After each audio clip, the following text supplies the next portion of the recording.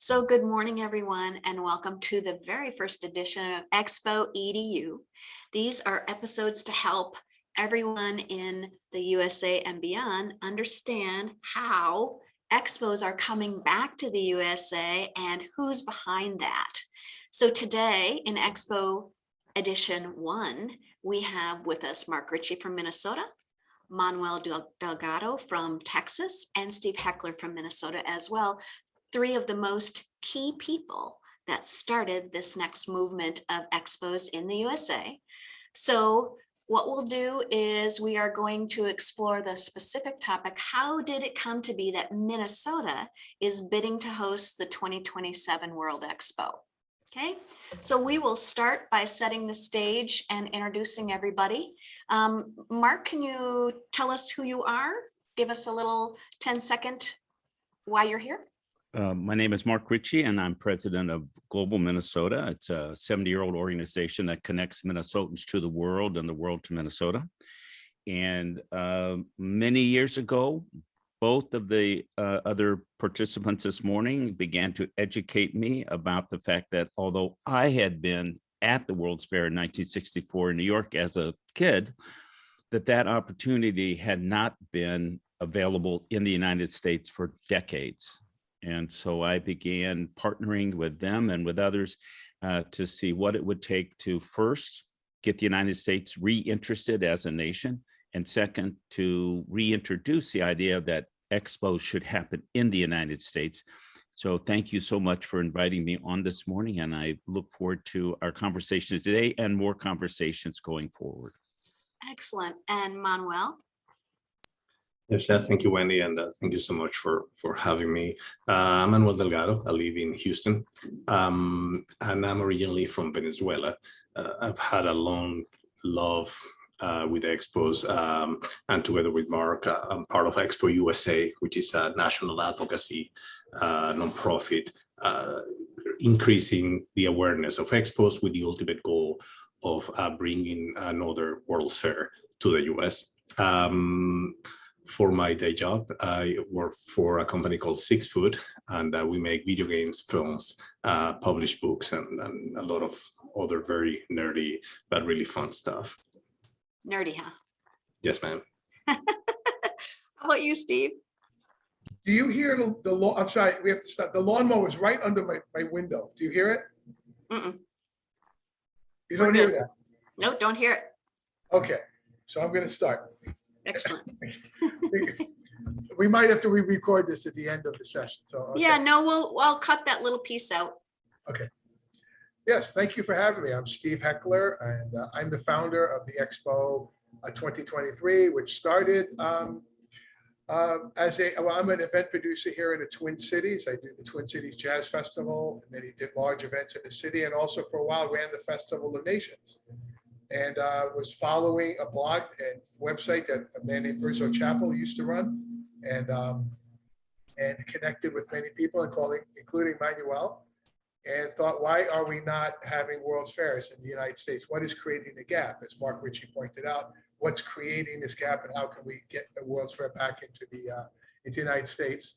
And I basically started the process of what needs to be done and how do we do it, and connected with as many people like we could. And in a very positive note, Mark Ritchie took the reins and actually took it to the level it needed to be at. So that goes to, it takes more than a village. It takes an international village to pull together expo effort, as you will see over these next episodes. And so I think what we'll do is we'll start with Mark. And Mark, we're in the middle of a bid to host Expo 2027. Why is it important to take a few minutes here to talk about how we got here?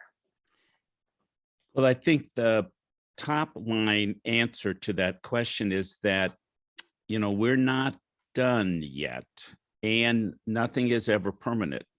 So the US was once a very, very active leader. Minnesota participated in the very, very first World's Fair in the United States in 1853.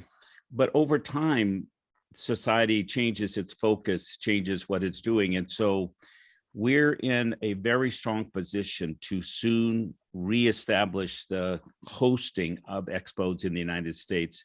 But we need to know that this is a process. You made a very important point in your introduction that it not just takes a village, it takes an international village.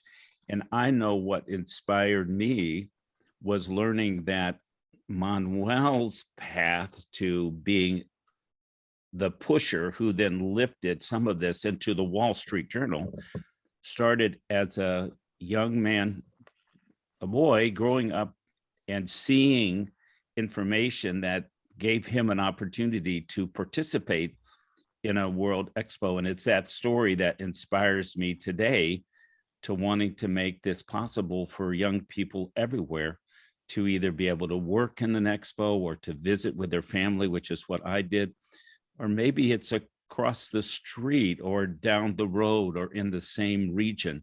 And so that knowing the story helps us all keep inspired, keep energized, and keep being persistent, because this is, Manuel's been at this for a long time. Steve's been at this for a long time. For me, it's a decade.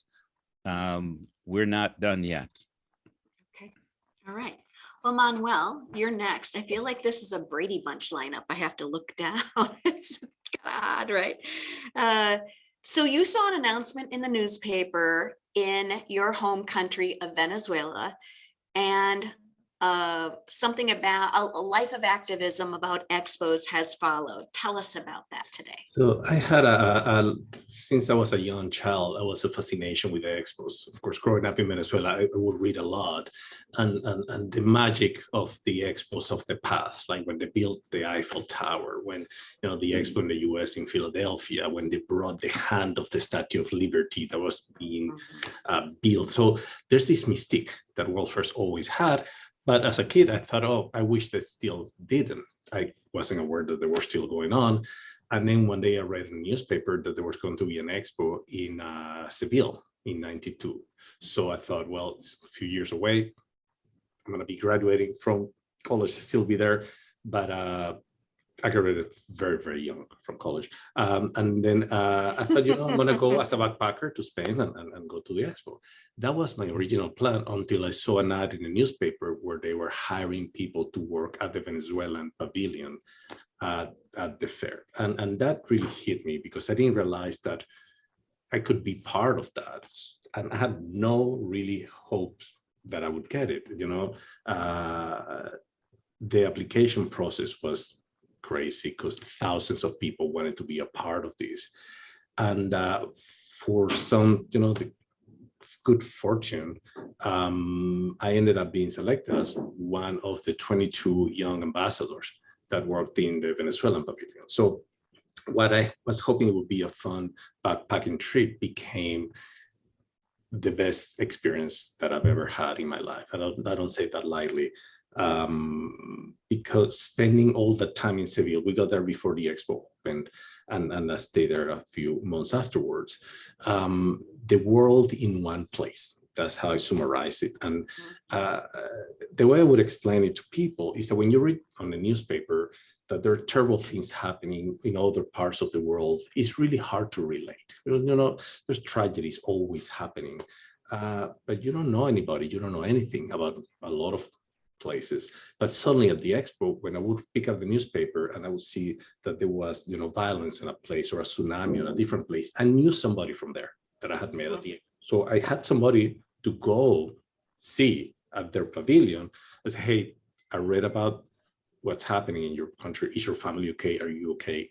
Anything we can do to help? It really changed my view of the world.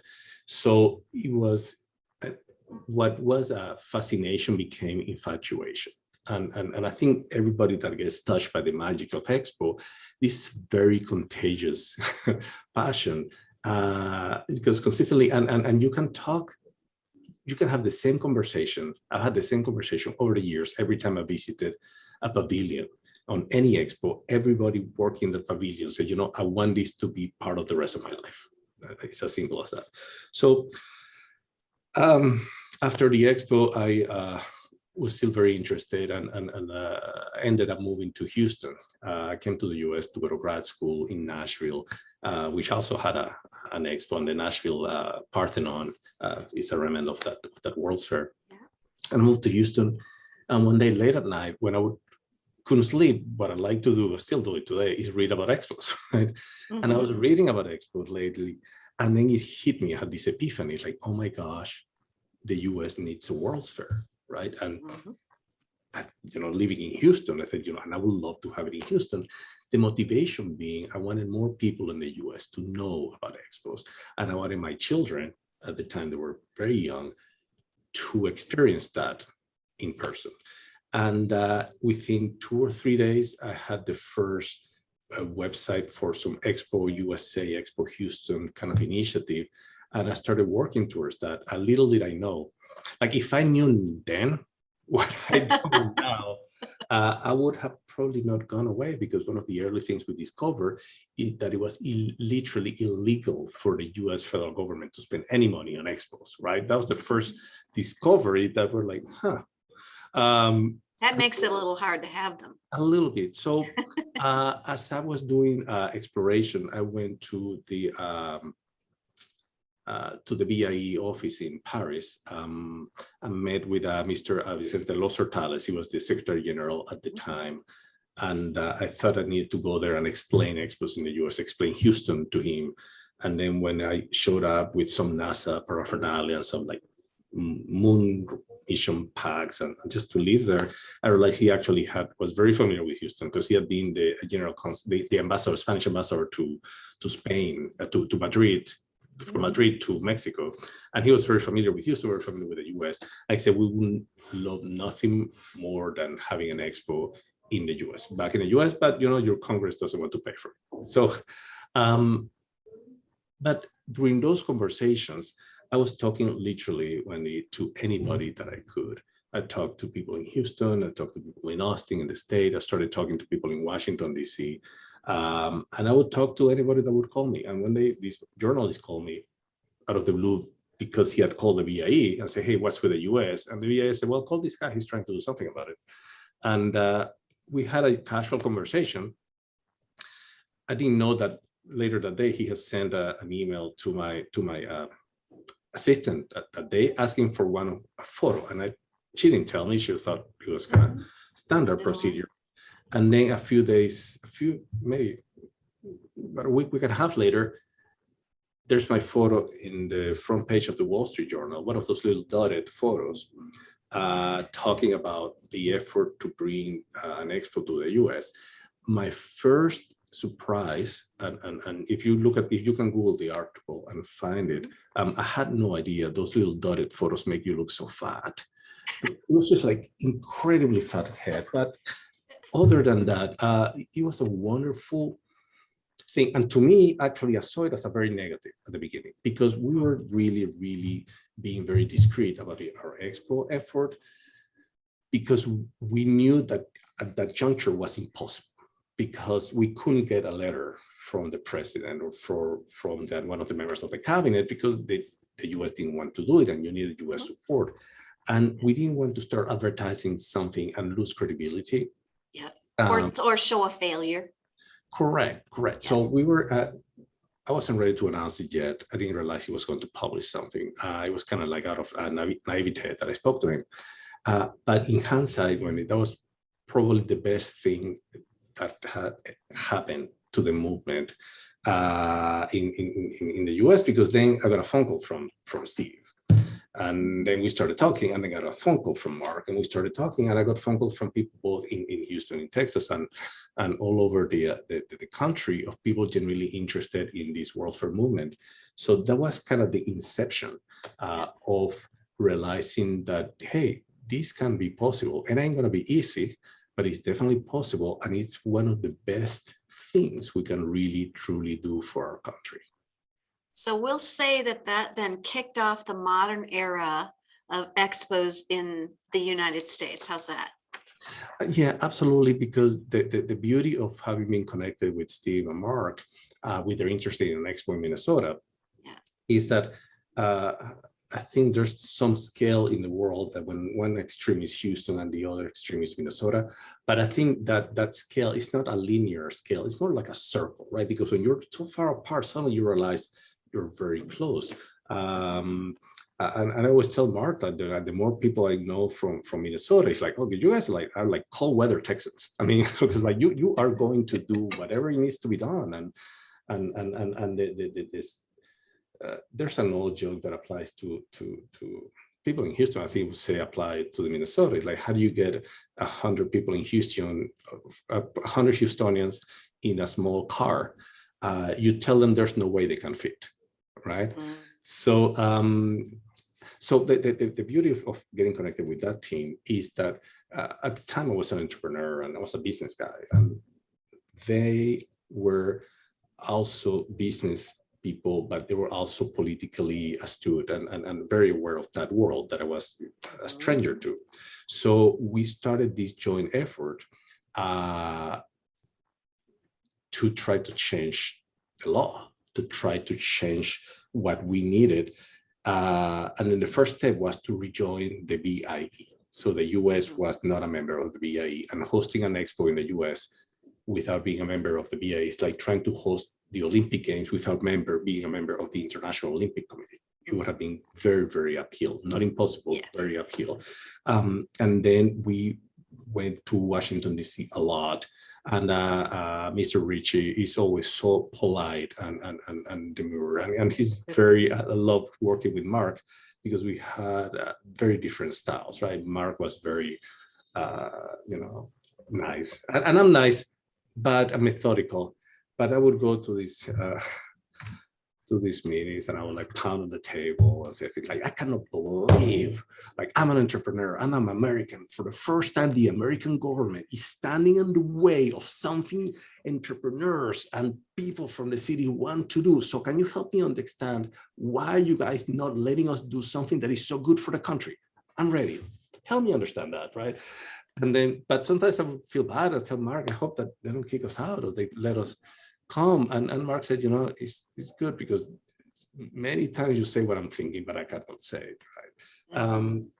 And the fact that we were from two different states, the fact that we were able to harness, our Republican leadership in Texas and the Democratic leadership in Minnesota and come together, because this is like, this has such a universal appeal. And it's very hard to find something that is negative about bringing another World's Fair to the US. Yeah. So that leads us to Steve, who was the energy that founded the local Minnesota initiative and really got the ball rolling here. He got Mark involved, so we have to take a couple steps back. So Steve, can you tell us about how you birthed the movement and re-energized expos in the USA and why Minnesota will be successful in getting this going? Absolutely. Well, kind of like Mark and Manuel, I came at it from a little different pathway. I went to my parents brought me to the 1964-65 World's Fair. I grew up in New York City, so we went many times. And also in 1967, we went to Expo 67 in Montreal. Yeah. And it is a life-changing experience. You understand what's possible in the world. You understand, as pointed out eloquently by Manuel, you understand it's a world coming together in one place. You get the connection to people. You understand what's possible now, what's possible in the future. It starts opening your mind in a different way that globally we are connected. And globally, we can do things together if we put the effort into it. So I was just a World's Fair fan. I do events for a living. It's like, I do large events here in the Twin Cities. I do a jazz festival, a blues festival, but I also had worked for the festival. I was director of Festival of Nations. Because there were no World's Fairs happening at the time, I did the next best thing. It was a localized event working with many communities of culture here in the Twin Cities, bringing mostly nonprofits, and started understanding what's involved in a large event in general, how to do this. So and I started following World's Fair, again, just as a fan, and realized, well, in the 70s, the World's Fair was in Spokane. And that was really a changing experience. And why would I had no frame of reference why a World's Fair would be in, I had to look at the time, look at a map to find out where Spokane was. And Not like Seattle, right? yeah, I said, right. I mean, the last one was in Seattle, in the state of Washington in the 1961. But why? And I started understanding. So at the time, no internet, just mailing information back and forth, getting newspapers. Asked why have. So I started realizing there is an effort. Then, of course, it went, as you pointed out. There's a World's Fair in Knoxville, in 1982. Another one in New Orleans. And why are World's Fair? What is the new paradigm shift here? Why this is happening? And so I started getting a new sense of what possibilities and reframing what World's Fairs can do, and why cities at this size are choosing to host a World's Fair, and not the New Yorks, not the LA, and not the these where the paradigm shifts are on the coast. So started realizing something was different. Again, just at the time, I'm just following it, just understanding it. And then realizing in around 2008, the World's Fair USA participation had really dropped off. And I look at World's Fairs as an opportunity for the United States to present who we are as a people, culture, where our possibilities are. And I felt we were dropping the ball. Why aren't we doing a better job? Why are we losing this sensibility and what's happening? So, as I told you, I was part of the Festival of Nations at the time, and started just Googling, now that we had the internet, right? Started Googling what's out there, and found Urzo Chapel had a World's Fair site. And I realized he was getting like 20 to 30,000 hits a month on his site. And I said, well, there has to be interest. It's not just me, right? What is going on? And I started looking at the blogs and started realizing there are a few people out there. And that's when I first started learning about Manuel Delgado's effort in Houston, who started a couple of years before I did, and started looking at his Expo 2020 information, what he was doing, and learned a lot. Okay, there is efforts out there to do this.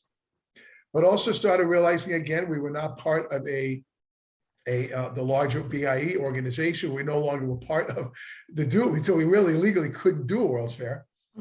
And so this blog was kind of on his site. Why aren't we doing it? Everyone's kind of complaining about it. And I looked in the mirror. I said, I'm somebody. I'm going to step up and I'm going to do something. I realize this is beyond my comfort level. I realize this is beyond what I do. I'm much more of a local jazz, into jazz festivals. I'm in that world, and concert halls, but not World's Fairs. Only my passion and interest in attending was really it. So I started the process. So I said, okay, let's look at this. So I reached out immediately to Manuel. I think we talked immediately and started saying, what can we do? And I was looking at it, not so much in Minnesota at the moment, just what do we have to do to get a World's Fair back to the United States? What's involved? So we had common interest here and common thing. But I started thinking about the Spokanes, the Knoxville, the New Orleans. What is that? So I basically went to, at the time, one of our former congressmen, Bill Luther. I said, I think this might be a good idea. Our city is kind of rough, in a sense, it's in the Midwest. It's kind of in line. So I just started bringing up the idea. Is this smart? Then I went to at the time, Mayor Chris Coleman of St. Paul, Minnesota. Yeah. Went to R.T. Ryback, the mayor at the time of Minneapolis. I went to the convention people, visit St. Paul, meet Minneapolis, started presenting the idea of just what a World's Fair is. Now, the biggest obstacle I faced when I just started talking to people, the biggest obstacle is 90% of people had no idea what a World's Fair was. And 90% did not, maybe 100% did not know they were still going on. So there was a major learning curve that had to happen of what this, just in general sense, of what this effort is and what it is, and to also significantly make an impact, that would have to change. So basically, I brought together folks like Gordon Linden, who wrote the Expo book, and Barry Howard, and Manuel, I think you were part of that, and Urzo, and just let's get together. What does a future World's Fair host? Also, what does it look like? I mean, you can't do what the 64 Fair did, or the Seattle Fair did, or even for that matter, what Knoxville did. What does it look like in moving forward? How is it relevant? how is the World's Fair relevant and how is it also entertaining? I mean, you have to bring people to an event. How do you connect all these dots, right? Yep. So we added what they call the charrette. We brought together folks like Ralph Miller, who the financial person with the Disney and all these people. What does it cost? How does it look? How does it happen? So we were able to have these meetings and started talking. We also, John Hottinger, who is a former senator here in Minnesota, and Sean Nepolis, who was the head of Indian Chamber of Minnesota, came in on board to kind of look at the dynamics of how to make this work. So we had a person named Trish Stark, who was the first donor to this effort, who basically put some money into, let's see what we, let's make this happen and what can we do? So as we were bringing things together, obviously the next steps are, well, okay, how do we rejoin, and how do we make it relevant, and how do we make it exposed so people know about what this effort is? How do we get the media out there, and how do we do this? Mhm. So after about 2 years of doing this and working it, going to the fairs, I went to South, went in Yosu, Korea. So I went to Milan, of course, and to Kazakhstan, and looking at what they did here. You have, to my point of Spokane, you had one in Kazakhstan in the new capital of Astana, which isn't a large city. I mean, it's not their largest. 2017.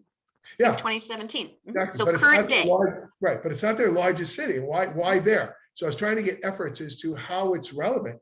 And that's why I think places like Minnesota work.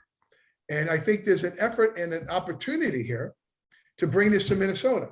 And why Minnesota? And that's how that effort got going, because I think there is a clear direction, but this is the place to do it. That there's all kinds of, at every level. And this is a way to do it. And there is a model based on before us that this could happen. So then the next step obviously was, okay, who's going to run this? So I had connected Mark Ritchie. I think you called me into your office, and he explained, well, I was at the 64, 65 World's Fair. And then we started talking World's Fair. And He was Secretary of State at the time of he was Minnesota. Secretary of State of Minnesota. And I think at the time you were planning to not be Secretary of State and looking for something fun to do. I don't know if he loves me or hates me for this meeting. But I said, what if this needs to be done correctly. It needs to be run as an organizationally, globally, needs to be connected. And you need someone that has the political savvy and the stamina and also the ability to do this. And so I guess all of us are grateful that Mark, you stepped up. I handed the thing over. I said, look, this is what you need to do.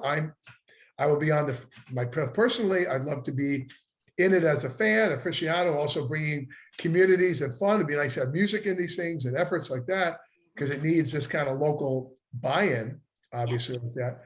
But that's kind of how it happened. And I think USA and Minnesota specifically is a great location and needed to happen. We need this event to bring people, communities to the world together, because we need to, again, start looking forward at what we can do and possibilities of what's there, not the negative and what's, let's get angry and not do anything. Sure. This event's needed more now than ever. Thank you. Thank you, Steve. And that leads us back to Mark. So talking about all this great local energy and partners around the country that wanted to get involved. So how did it all come together to get the US to rejoin the BIE, which is the governing body of World Expos, to get the Minnesota bid into the final round, the very first time around it bid for 2023? Well, I was asking Steve at a breakfast when we were first starting to talk about this, well, what would it take? And Steve said, well, I don't know, but there's a place in Paris you can go ask them and they could then tell you. Okay, so, okay, all right. And it turned out that I had decided, and it had been announced that I was going to only run for 2 terms, and I was fortunate enough to be elected both times. And but I also announced quite early on that I had said I was 2 terms, and that's what it was going to be, so that others could run for that office. It's elected office. So in that time frame, then I was asked to come do a speaking tour of Chamber of Commerce's in Finland.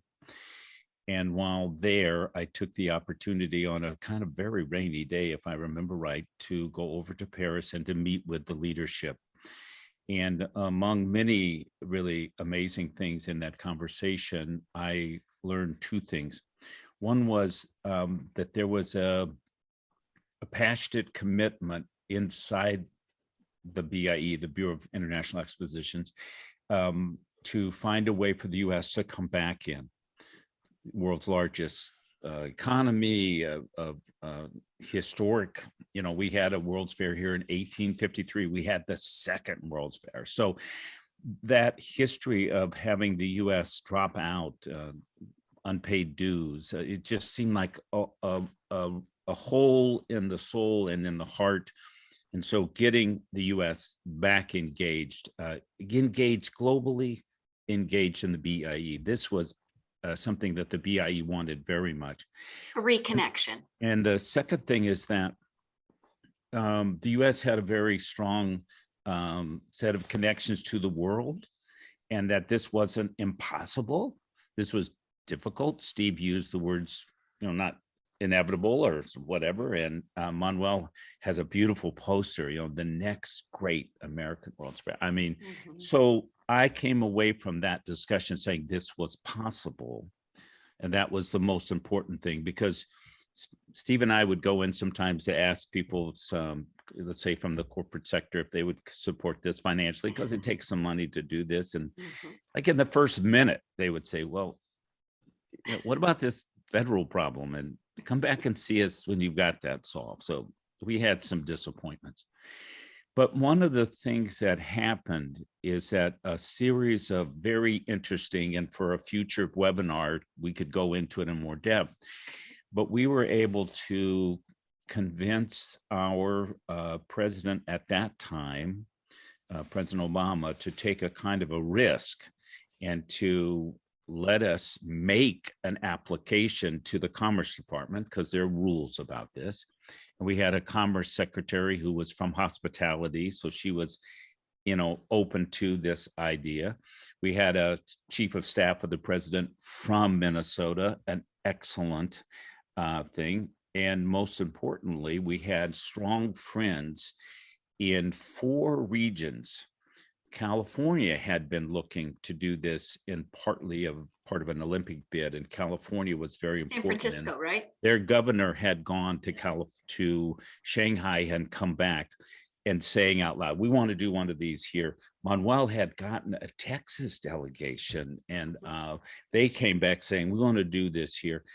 Philadelphia had a strong infrastructure around celebrating the nation's 250th birthday, and they had been the celebration place of the nation's 100th with a big expo or World's Fair. And so Minnesota, Philadelphia, New England, Texas, California, 4 different kind of places, all with political clout. Walking into an office of a Texas member of Congress, I don't care what party, Manuel Delgado, they say, Manuel, how's it going? How are you? What can we do for you? And almost every chairperson of every committee that was important in this matter were from Texas. And having a change of government to a new president who had grown up across the street from the 64, 65 New York World's Fair as a teenager, with a cabinet with many people from New York, also who had been teenagers at the time of the 64, 65 World's Fair, was an unbelievable opportunity, because that meant we could move the re-engagement legislation. We had incredible bipartisan support, and it was really led by a Republican congressman from Minnesota, Tom Emmer.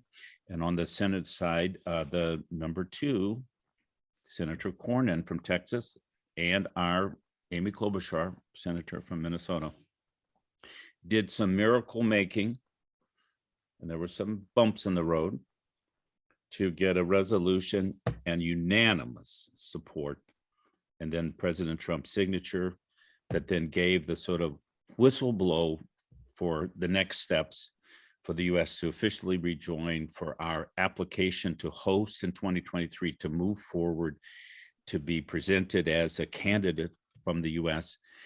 And State Department then moved to get the back dues covered. And so We went into that year, so this is 2017, having rejoined, having State Department taken care of back dues, and it wasn't a lot of money, it just was the principle of the thing. And we had a very tough road, but we had incredible support from our communities, and people volunteered, paid their way, went to Paris and went door to door to embassy after embassy after embassy, assembling enough support to win the vote in June to get Minnesota's bid, which is, coming out of the blue in a certain way, into the finals. This was the culmination of what Secretary General had said was his sort of desired legacy, if he would be retiring from the BIE to get the U.S. back in. It also was an affirmation by all kinds of people, the help we had from the delegation from the United Arab Emirates, from the ambassador from Mali. We had incredible support. And so we had the momentum that came from the birthing process, the politics of bipartisanship and regional support, and luck. How many presidents grew up across the street from a World's Fair? Yeah, it took two presidents, so right? This happens in Both a sides of the very, aisle. very exciting way. And having ourselves back in meant that we then had the momentum to turn around and to begin the process. Now, if we had won the 2023 World's Fair bid process, we would have been wiped out by COVID, just like what's just happened to our good friends and colleagues in Argentina. This would be a tough blow to our movement here. It would have given naysayers some fuel. Yes. Yeah. But here we are today. And, it's a thrill for me to be on with the people who gave birth to this, Manuel and Steve and others. And, I'm sure we'll talk in the future to others, but, there's a story, and it's passionate people and persistent, dedicated people. And it's a notion that it is so important to have all the world in one place. When we started out, we didn't have a world that understood what the pandemic is. A world with nearly 100 million people as refugees from conflict and war. We didn't have this ominous aspect of climate as a global disruption.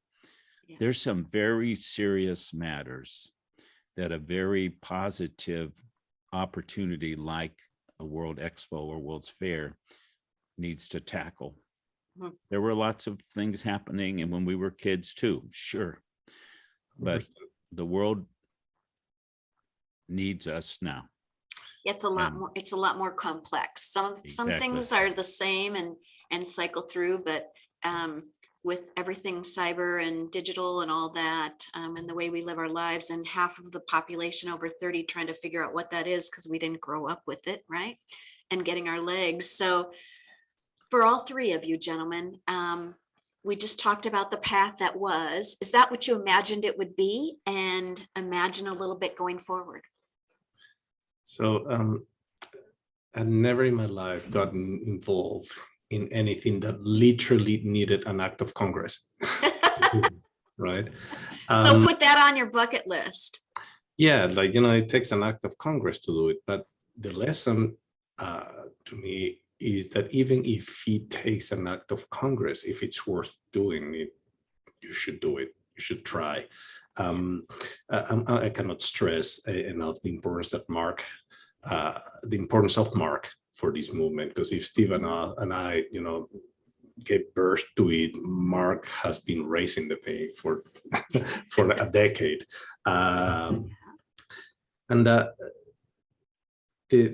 this is not for the faint of heart, because you have to have a vision that goes beyond the next election, the next quarter, right? When we started this process, a lot of people asked us, well, now with the internet, why do you need a World's Fair? If you want to learn about a country, just get online and Google it. And my point has always been, well, try to use that same argument to convince your children, why go to Disney World? You can watch movies on the TV, you can just look at how the rides look like. Like there's something about experiencing things in person. That's why I'm a big fan of traveling, because no matter what you learn about a country, to be there and touch the Eiffel Tower, stand next to the big cherry in the spoon that you guys have in Minneapolis, right? There's nothing that replaces that reality. And the pandemic was a very big lesson, because suddenly the entire world was going through the same thing. And it was a reminder of our humanity, how everybody reacted in the same way. Everybody had to deal with the same circumstances. I think for the first time in the modern world history, everybody was dealing with the same thing. And it was very illuminating to me to see how everybody reacted the same way. We're human at the end of the day. And an expo, meeting people from other countries is a great reminder that at the end of the day, we're all human, and all we need is a little information. Richard Bach is a writer. In one of his books, he said, hatred is just love without the necessary information. Mm-hmm. You cannot hate somebody you know. You cannot hate somebody that you understand where they came from, right? If somebody does something that appears to be mean to you, you need to understand why is that person doing that. Now, there's sociopath and psychopath and tyrants around the world, right? My wife, she's the nicest person I've ever seen. She said, well, maybe Putin wasn't really loved when he was a kid. It's like, oh my gosh, right? How can you say that? But that's a whole different conversation, right? Yeah, can we change it? Yeah, because the point of a World's Fair, the necessity of a World's Fair is that now we're more polarized than we've ever been, both in our country and around the world. Coming back together is definitely needed. I will say there is an existential risk for humanity right now, right? We have the ability, we have the tools to wipe ourselves off the planet. And I think a World's Fair, and a World's Fair in the US in particular, is part of the remedy to avoid that destiny. Yep. Steve, what about you? I think World's Fairs moving forward obviously need to have as pointed out, you can tackle or address a global issue like climate change or whatever it is and all that. Mm-hmm. But I also think the point of meeting people, connecting, engaging is also as equally as important to what a World's Fair needs to do. Engaging that, recall some experiences in Milan where it was not next to the USA Pavilion or right next to that pavilion was the Emirates airline booth. If you guys remember that. I remember it. And there was no line in front of there. So a bunch of us are walking in there and some other people. And there were some folks who had not engaged personally, I don't believe, with especially younger people, with other religions, other Muslim or whatever it is. And here they're wearing the full, the full head, the full thing like that. And we're all joking with each other. We're all kind of getting into this big conversation. And you have people standing there realizing that these are human beings with the same, they're laughing. Oh, we're together. Oh, and they're promoting a business like an airline. And all of a sudden we all get invited up to the VIP. And, we're looking at they have a model of the airplane that they're trying to promote us. So I'll buy a ticket to, that one bedroom. That bedroom in the plane, like a cut on the side of an airplane, and you can go and you're like, this is a bedroom. Yeah, you get a bedroom. But the point being, you multiply that by 50 or 20 million, or however many go to these expos, you get a sense of humanity, you get a sense of connectiveness. And each pavilion working toward the theme, whether it's healthcare, environment, whatever is the theme, is the catalyst of what this is about. I think it needs to be well thought out and well designed in that sense. But the overall takeaway, and I think most people get, is that sense of urgency and what needs to change. And we're all on the same page here as a world community. We care about this. Well, maybe they do. Well, they don't. They are angry at it. No, they're not angry people. And we all, and I don't care who we are, including us sitting here, we all have a learning experience when we go to these things. So we have experiences toward, could be older, younger, whatever, where we predispose ourselves in some way to undo that. And that's kind of what a World's Fair can do. It can bring humanity back to what this whole thing is. I think, well pointed out, Manuel, you need an act of Congress to do something like this. Yeah. Makes it all the worthwhile to do it. Yeah. Makes the effort all worth it. Because right now, all I need is an alcohol permit, which takes me 5 minutes to sell beer at a festival. Yeah. Okay. And okay, what am I producing to the world? It's a good thing in a sense, right? People come down and have a beer. And I think a World's Fair needs that as well. Just a chance to, a commonality among, whether it's alcohol, whether it's soda, you know, I'm getting it. Yeah. It's a chance. What do we have in common? A certain food, like a wonton. Every culture has a certain wonton. Yeah. Every culture has that. And just learning about the humanity of how we wrap around food and drink and all that. Whereas a World's Fair requires more effort, but I think in a bigger sense, it can do a much bigger change in the positive to our society by having and bringing people together. And the participants of a World's Fair, unlike an Olympic, as said earlier, is yet it's the athletes and everyone watching. The World's Fair, it's the people. It's the people. It's you first people that bought the ticket and go in. Yeah. That's the athlete. That's the participant. That's who the learning is. And I think we absolutely have to do everything we can to make this happen. I'm all in to everyone sitting here. Whatever is needed by me, I will do whatever it takes to bring a World's Fair back here. We're keeping that in mind, Steve. Yeah, I'd love to see one here. I'd love to see one in same to you, Maya. If we have one in Houston too, Yeah. at some point, I'm here for you. I will come down to Houston. I will be happy to do whatever it is we need to help you. And I think we need to think in those terms. If Philadelphia is eventually going to have one, if whoever, we need to start thinking bigger globally. And people in Philadelphia have to know a World's Fair is happening. Wherever it is, Minnesota, Houston, wherever the heck it is, people account, that's where people are going to come from. Yeah, So no, of course. we need to make it again relevant. We need to make, I'm coming here to learn, but it's a relevant experience. And that's the true test of putting this together, is that, and the success of it is that relevancy and the legacy of what we've created. Well, speaking of legacy, we all just got back from Dubai, and what an impressive legacy and ecosystem that was, especially in the moment we're in this world, right? So in this world, we're kind of coming out of the pandemic, still in it. Everybody doesn't know exactly where we are. We are facing some things happening over in another part of the world that are impacting all of us. And yet when you walk on site in Expo, there's this ecosystem where everybody's harmonious and focused on connecting with people. And Mark, do you have any further comments to cover off on this last do piece? think this incredible, really woman-led Dubai Expo was an important lift for the entire Expo movement, partly because they did it in a fashion that was incredibly organized in the midst of COVID. So, postponed a year, but incredibly well done.